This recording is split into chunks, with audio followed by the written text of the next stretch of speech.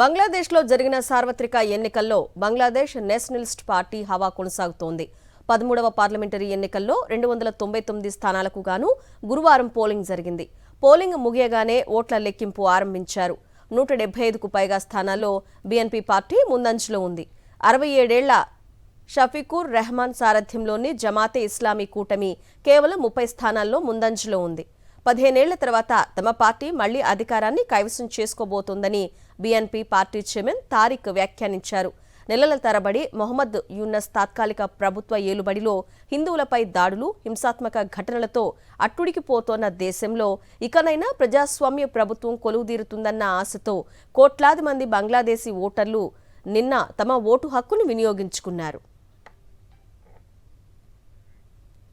15 ఏళ్ల తర్వాత తమ పార్టీ మళ్లీ అధికారాన్ని కైవసం చేసుకోబోతోందని బీఎన్పీ పార్టీ చైర్మన్ తారిక్ వ్యాఖ్యానించారు. నెలల తరబడి మొహమ్మద్ యూనస్ తాత్కాలిక ప్రభుత్వ ఏలుబడిలో హిందువులపై దాడులు, హింసాత్మక ఘటనలతో అట్టుడికిపోతోన్న దేశంలో ఇకనైనా ప్రజాస్వామ్య ప్రభుత్వం కొలువుదీరుతుందన్న ఆశతో కోట్లాది మంది బంగ్లాదేశీ ఓటర్లు నిన్న తమ ఓటు హక్కును వినియోగించుకున్నారు.